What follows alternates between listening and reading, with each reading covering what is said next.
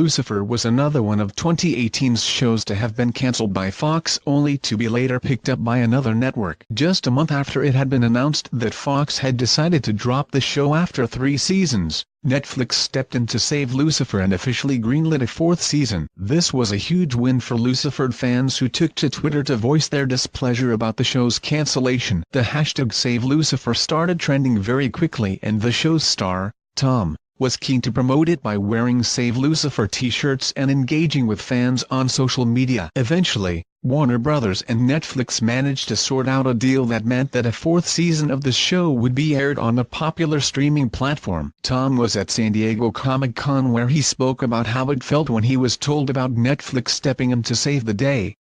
"It was a long process actually," Tom began, "because basically, I was in Rome and I was a bit stranded thinking, gosh, I just need to get home. And then I got back to London and Peter Roth called me from New York, who's the head of Warner Brothers, and basically he said, I'm really sorry about the cancellation, but I need you to know that we are going to try and save the show."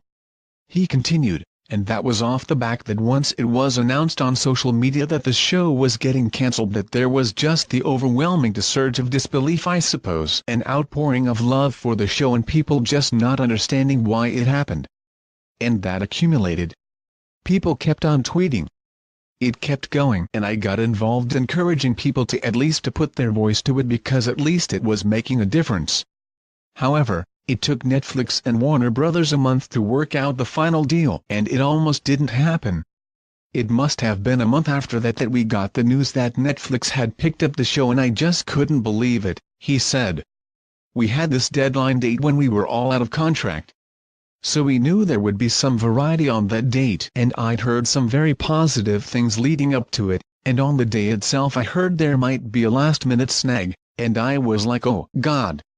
Then Peter called me out of the blue and said, Tom? And I was like, yeah. He went, sharpen your horns baby.